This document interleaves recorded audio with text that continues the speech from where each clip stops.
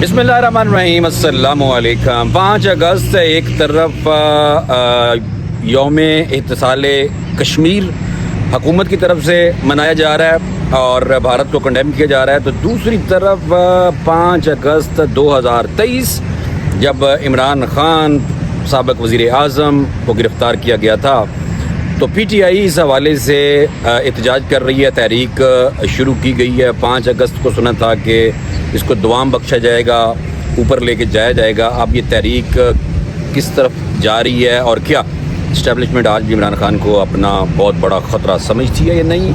मेरे साथ मौजूद हैं सईद बलोच साहब, न डर तबसरा करते हैं, कभी कभी तो इतने ख़तरनाक हो जाते हैं कि हम खुद डर जाते हैं। बलोच साहब, शुक्रिया आपका भाईजान। बलोच साहब, दसो जी कि ये जो 5 अगस्त PTI ने अभी तक रात होने वाली है, तो आज की पूरी कार्रवाई जो PTI की तरफ से और हुकूमत की तरफ से, यानी कि PTI ने जो अपना काम करना था वो और हुकूमत की तरफ से जो किया गया वो, आप इसको किस तरह देखते हैं? बहुत शुक्रिया चौधरी खालिद साहब। देखें, 5 अगस्त की तारीख़ दर हकीकत हमारी इस्टेब्लिशमेंट की जानिब से शायद बड़ी चुनतखब किस्म की तारीख़ है। चुनतखब इस किस्म की है कि मुंतखब नहीं, चुनतखब इस सेंस में है कि इमरान खान साहब को गिरफ़्तार करके और आवाम के अंदर इश्तियाल दिलाया गया, और इसका एक मकसद शायद हमारी इस्टेब्लिशमेंट का ये भी हो कि कश्मीर भी, क्योंकि आपको पता है इंडिया की जानिब से 5 अगस्त 2019 को कश्मीर का खुसूसी स्टेटस ख़त्म किया गया था, तो उस चीज़ को ओवर शेडो करने के लिए भी हमारी इस्टेब्लिशमेंट इस तरह के वाक़यात जानबूझ कर रूनुमा करती है, ताकि अब PTI के साथ जो कुछ उसके बाद हो रहा है, और आप देखें कि इमरान खान साहब को गिरफ़्तार भी 5 अगस्त को किया गया। 5 की बजाय आप 6 को कर लेते, चले 6 को ना करते, आप 4 को कर लेते, 7 को कर लेते, कोई आगे तारीख कर लेते। एक ऐसी तारीख रखी गई जिसका मकसद ही शायद कश्मीर का जो इस्तेसाल है उसको कवर करना या उसको ओवर शेडो करना। अब इमरान खान साहब की जब रिहाई हो जाएगी तो उसके बाद एक बार फिर ये तहरीक चलेगी, हो जाएगी हो जाएगी मेरे ख्याल में। कब तक? ज़्यादा से ज़्यादा मुझे बड़ा अहम सवाल है, लोग अक्सर पूछते हैं। ज़्यादा से ज़्यादा मेरी राय ये है, मेरी कैलकुलेशन ये है कि शायद वस्त 2027 मैक्सिमम तारीख है। अच्छा, उससे पहले भी हो सकती है किसी भी वक्त, क्योंकि जब एक वेरिएबल आपका चेंज होता है तो आपकी पूरी इक्वेशन चेंज हो जाती है। 2 साल और आगे करते हैं, मैं मैक्सिमम का बता रहा हूँ। अच्छा, क्योंकि हमारी इस्टेब्लिशमेंट का 5 साल प्लान था, 5 साल में से 3 साल गुजर चुके हैं और 2 साल बाकी रह गए हैं। और इसमें आप देखें कि पिछले साल मार्च 2024 में गलबन 28 मार्च की तारीख थी, इमरान खान साहब ने अटियाला जेल में कहा था कि ये मुझे अभी मज़ीद 4-5 महीने जेल में रखेंगे। यानी इमरान खान साहब की भी उस वक्त कैलकुलेशन ये थी कि शायद वो अगस्त या सितंबर, नहीं तो हद अक्टूबर 2024 में वो रिहा हो जाएंगे। लेकिन दरमियान में मखसूस नशिस्तों वाला मामला आ गया। इसके अलावा आज 26 में आईनी तरमीम आ गई, जिसकी वजह से हमारी इस्टेब्लिशमेंट मामलात को मज़ीद तूल देती गई। फिर शायद कहीं से कुछ और ऐसी तजावीज़ या ऐसे मशवरे मिले हमारी इस्टेब्लिशमेंट को, जैसे अब एक बावर्दी आईनी ओहदा रखने के हवाले से भी खबरें गर्दिश कर रही हैं। 27 में आईनी तरमीम में कुछ ऐसा हो सकता है। आसिफ जरदारी से इस्तीफ़े लेने के बारे में कहा गया है, उनको पैगाम मिल चुका है कि आप इस्तीफ़ा दें और ऐवान सदर खाली करें, क्योंकि यहाँ पर किसी और ताकतवर शख्सियत ने बावर्दी तरदीद आ गई थी, तरदीद आ गई थी। लेकिन आपके जो आपके ही इदारे के एजाज सैयद साहब, वो अभी भी अपनी खबर पर कायम है। तो इसलिए बाज़ औक़ात ये होता है कि चीज़ें दुरुस्त होती हैं, सहाफ़ी की खबर दुरुस्त होती है। मैं ये नहीं कहता कि एजाज सैयद साहब की खबर दुरुस्त नहीं होगी। बाज़ औक़ात ये होता है कि आपकी खबर को दुरुस्त होने में थोड़ा टाइम लग जाता है। अब 27वीं आईनी तरमीम का हमें पता है कि आ रही है, बहुत सारी चीज़ें उसकी पहले ही मंजरें यहाँ पर आ चुकी हैं, क्या क्या किया जाएगा। तो इसलिए आईनी ओहदा रखते हुए ये सारी चीज़ें हो जाना ये अनहोनी नहीं होगी। आइन के अंदर जब आप तरमीम कर देंगे तो ये चीज़ें बदल जाती हैं। साबिक़ फ़ौजी आमिर ज़ियाउल हक़ साहब ने भी आईनी तरमीम के ज़रिए अपना नाम आइन के अंदर शामिल करवा दिया था। तो ये चीज़ें होना ये कोई अनहोनी नहीं है, पहली बार नहीं होगी। लेकिन इससे ये पता चलता है कि हमारी इस्टेब्लिशमेंट का जो एजेंडा है वो किस सिनेरियो में या किस नुक्ता नज़र से वो आगे बढ़ रहे हैं। तो आप देखें कि 5 अगस्त की तारीख दोनों हवालों से, पाकिस्तान तहरीक इंसाफ के हवाले से भी और हुकूमत के हवाले से, आज देख लें हुकूमत ने कितनी तकरीब की है। वैसे पूरे मुल्क में तो आवाम निकली हुई है इमरान खान साहब के लिए। TV चैनल के ऊपर सारा PTI का एहतजाज कवर हो रहा है, सोशल मीडिया के ऊपर सारा आपका PTI का एहतजाज कवर हो रहा है। तो इसकी आड़ में मुझे तो यूँ लगता है कि पकड़ धकड़ तो होनी है। वो तो एक एहतजाज के लिए जब PTI वाले निकलेंगे तो उनको तो आप देखें ना कि आप इसराइल के हक़ में इस मुल्क के अंदर जो हालात बन चुके हैं, आप इसराइल के हक़ में इस मुल्क में मुजाहिरा करें, शायद आपको कोई नहीं गिरफ़्तार करेगा। लेकिन अगर आप इमरान खान के हक़ में या फ़लस्तीन के हक़ में मुजाहिरा करेंगे तो आपको गिरफ़्तार कर लिया जाएगा। آپ پی ٹی آئی کا جھنڈا باہر لے کر نکلیں گے آپ کے اوپر دہشت گردی کا پرچہ ہو جائے گا. آپ فلسطین کا جھنڈا لے کر اسرائیلی مشکل ہے سر. دیکھیں آپ کو پتہ ہے کچھ عرصہ پہلے پریس کلب کے باہر, نیشنل پریس کلب کے باہر ایک بندہ بیٹھا تھا جس نے, وہ ایک یہودی تھا, وہ چلا گیا. جی وہ اس کے ساتھ کیوں اس طرح کا سلوک نہیں ہوا جیسے آج سیاسی کارکنوں کے ساتھ. اس کو بھیج دیا تھا کہ جاؤ بھائی.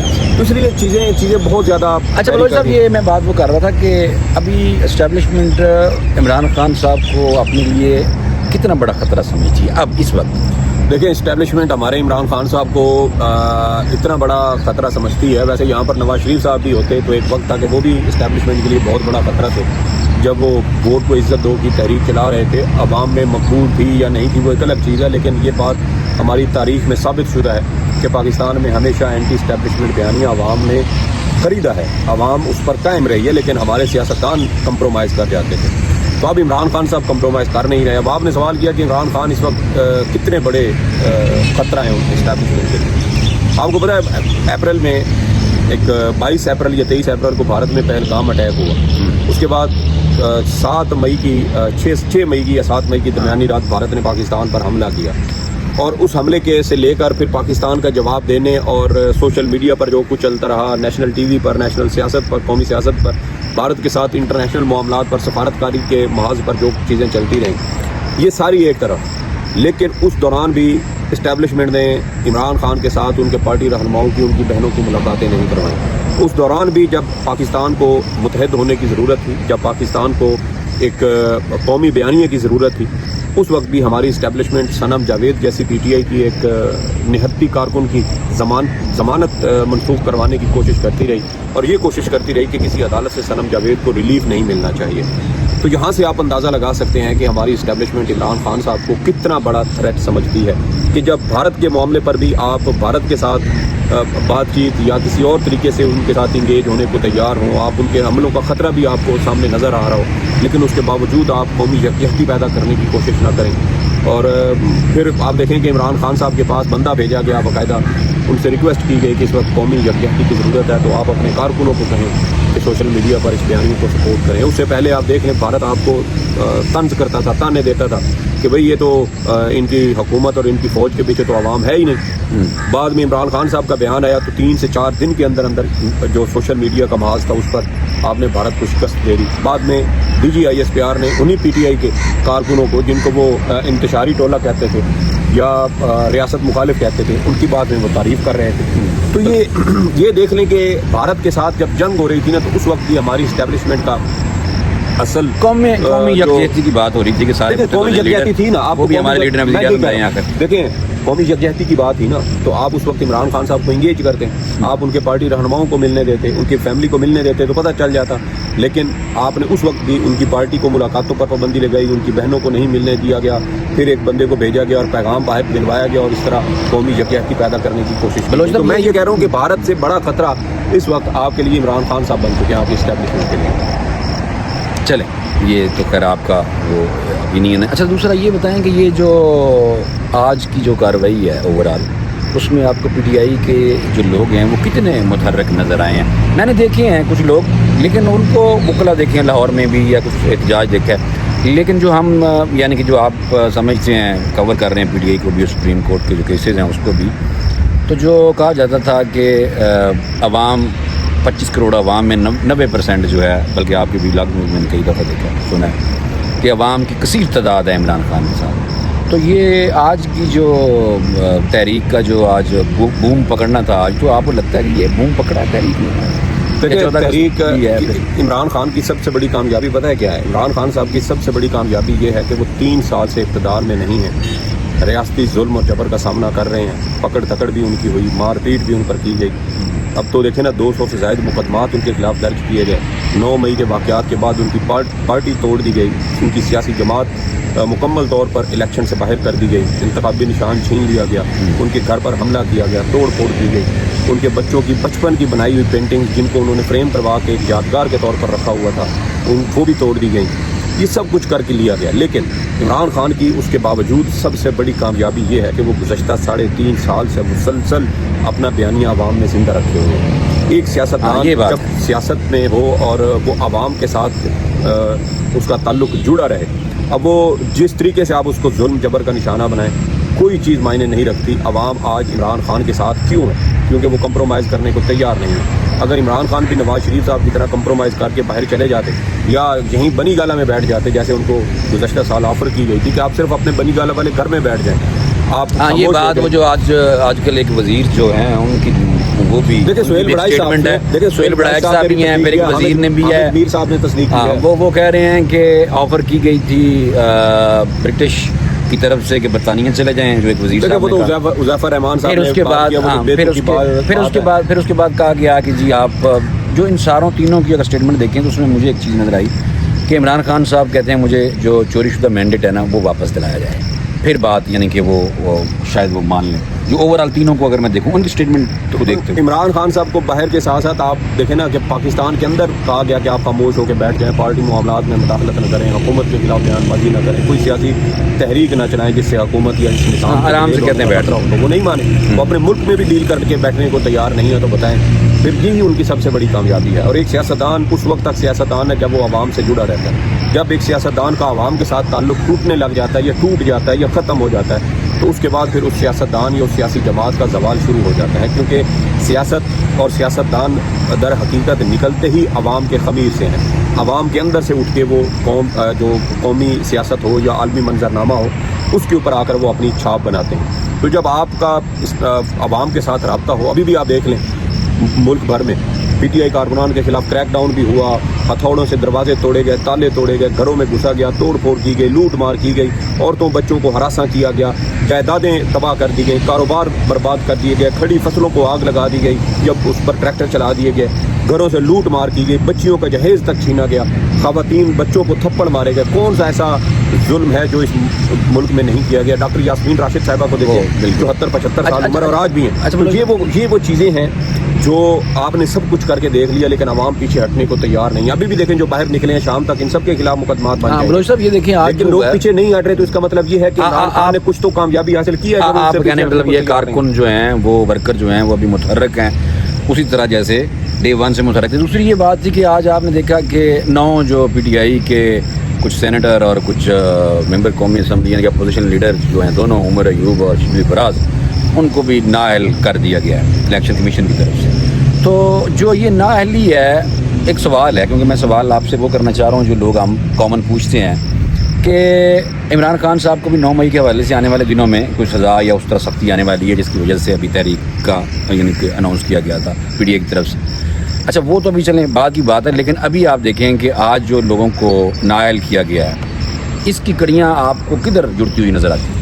देखें ये चीज़ें पहले से तयशुदा थी कि PTI अगर एहतजाज करती रहेगी, निज़ामती सियासत करती रहेगी तो इस्टेब्लिशमेंट उनसे इसी तरह उनका हक़ छीनती रहेगी। और इस वक्त देखें कि सिर्फ 27वीं तरमीम टारगेट नहीं है। 27वीं तरमीम के लिए तो 2/3 अक्सरियत से ज़्यादा अक्सरियत इस वक्त हुकूमत के पास है। इस वक्त बज़ाहिर यूँ लगता है कि PTI को नाअहल करना और PTI अरकान को डी-सीट करवाने का मकसद ये है कि चूँकि इस वक्त मुस्लिम लीग नून के बाद PTI सबसे बड़ी सियासी जमात है तो अपोजिशन में बैठी है, तो इसलिए अपोजिशन लीडर PTI का है। अगर इनके 50-60 अरकान को डी-सीट करवा दिया जाता है तो उसके बाद सबसे बड़ी सियासी जमात PTI नहीं रहेगी। जब PTI नहीं रहेगी तो मुल्क में फिर सबसे बड़ी सियासी जमात मुमकिन तौर पर पाकिस्तान पीपल्स पार्टी बन जाएगी। अब पाकिस्तान पीपल्स पार्टी हुकूमत चलाने में मुस्लिम लीग नून के साथ होगी, लेकिन जब 50-60 अरकान डी-सीट हो जाएंगे तो इस तरह पीपल्स पार्टी के बगैर भी पाकिस्तान मुस्लिम लीग नून को अक्सरियत दिलवाने की कोशिश अगली बारी की थे जी ये अगली बारी देखें ये हमारे यहाँ पार्ट ऐसे बारियाँ जी देखें बिलावल भी इस वक्त पाइपलाइन में है और आसिफ जरदारी साहब तो वैसे ही इस्टेब्लिशमेंट के साथ अपनी ख्वाहिश का इजहार कर चुके हैं कि वो अपनी ज़िंदगी में बिलावल को वज़ीर आज़म की शेरवानी पहनते देखना चाहते हैं। और इस वक्त देखें कि जब ये गुज़श्ता साल हुकूमत बनी थी तो उस वक्त ये खबरें सामने आई थी कि शायद 2 या 2.5 साल का जो एक प्लान है वो इस वक्त मुस्लिम लीग नून और पीपल्स पार्टी में चल रहा है।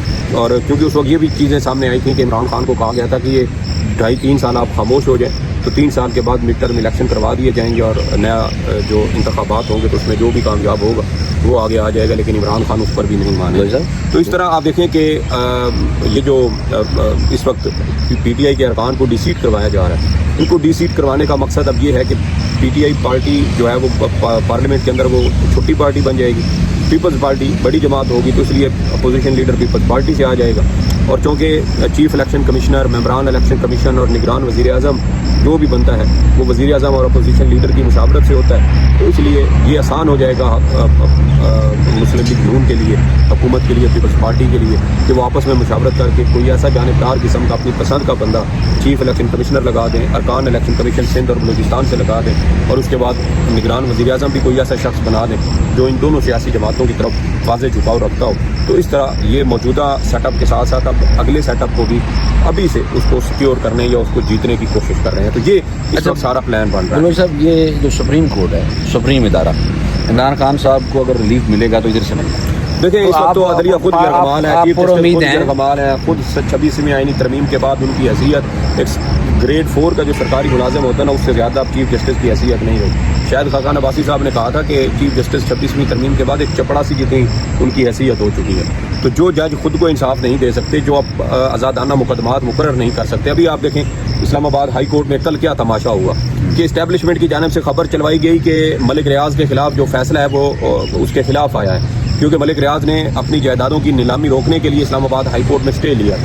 کل سماعت ہوئی، فیصلہ محفوظ ہوا. رات کو آپ کی اسٹیبلشمنٹ کی جانب سے ٹکٹ چلوا دیے گیا جو وزارت دفاع کے بیٹ رپورٹرز ہیں ان کے ذرائع سے کہ یہ فیصلہ جو ہے وہ ملک ریاض کے خلاف آیا اور اس کی درخواستیں مسترد کر دی گئی ہیں. وہ فیصلہ کل محفوظ ہوا، آج اسلام آباد ہائی کورٹ میں سنایا گیا اور آج ہائی کورٹ نے وہ درخواستیں مسترد کر دی ہیں. مجھے بتائیں جنہوں نے کل فیصلہ چلوایا ہے ان کو کیسے پتہ چل گیا تھا کہ یہ فیصلہ ملک ریاض کے خلاف آنا ہے؟ ہم نہیں بتا تو سکتے. دیکھیں آپ نہیں بتا سکتے، میں نہیں بتا سکتا، لیکن منیف فاروق جیسے جو چمچے ہیں اسٹیبلشمنٹ کے وہ بتا چکے ہیں، اور وہ بتا چکے ہیں کہ نہ تو سرفراز ڈوگر صاحب ایک آزاد جج ہے، نہ عالیہ نیلم صاحب، اور نہ چیف جسٹس پاکستان، اور نہ ہی آئینی بینچ کے سربراہ اور آئینی بینچ میں شامل ججز کی اکثریت آزاد ذہن رکھنے والی ہے. تو جب آپ کی اسٹیبلشمنٹ ایک دن پہلے ہائی کورٹ کے چیف جسٹس کے فیصلے لیک کر رہی ہے تو مجھے بتائیں پھر اس ہائی کورٹ کی کیا اوقات ہے، اس چیف جسٹس کی کیا اوقات ہے جس کا فیصلہ کہیں اور سے لکھا ہوا آ رہا ہے اور وہ اگلے دن یہاں پر بیٹھ کے وہ فیصلے اناؤنس کر رہا ہو. مزید خطرناک بلوچ صاحب ہوتے جا رہے ہیں، تو میرے خیال میں اس سے بہتر ہے کہ ادھر آپ کو اس سپریم کورٹ کے احاطے سے میں خیر بات کہہ دوں. خطرناک ویلاگ سر، آپ کو ویلکم. اجازت دیجیے، اللہ حافظ.